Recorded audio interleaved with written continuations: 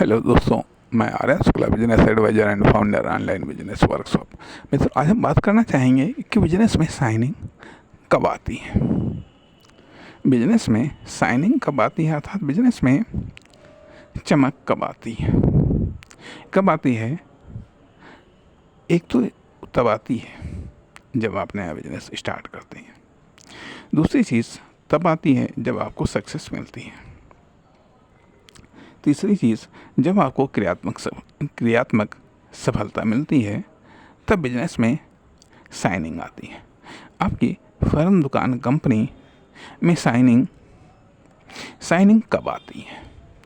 जब आप फर्म, दुकान, कंपनी को आप स्टार्ट करते हैं, ठीक है, या फिर जब उसमें कुछ चेंजिंग करते हैं, जब उसको आप डेकोरेट करते हैं,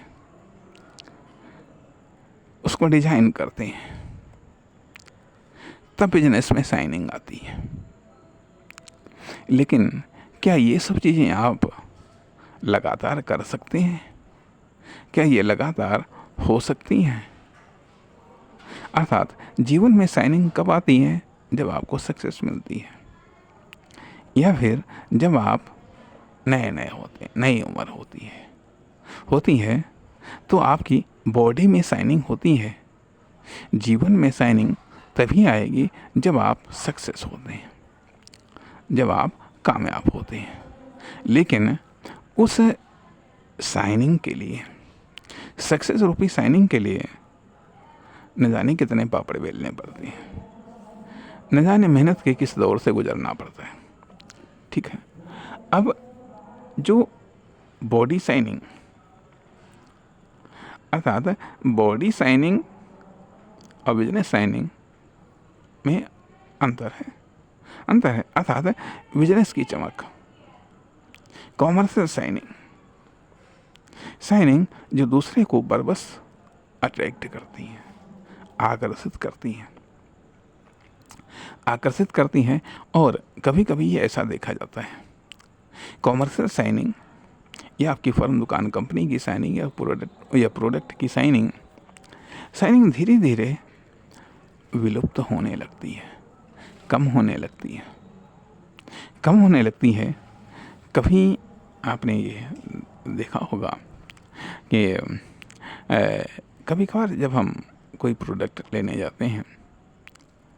जाते हैं, दुकानदार उस प्रोडक्ट को कभी कभार मान लिया बिल्कुल साफ सूफ करके देता है।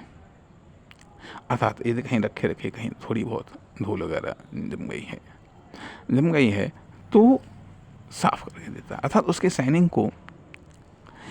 को मेंटेन रखता है, साइनिंग को वापस ला करके वो देने का प्रयास करता है। कहने का अर्थ है कि बिजनेस में साइनिंग बहुत ज़रूरी है। साइनिंग धीरे धीरे आती है, लेकिन धीरे धीरे जाती है, इसलिए साइनिंग को मेंटेन रखना पड़ता है उसके लिए।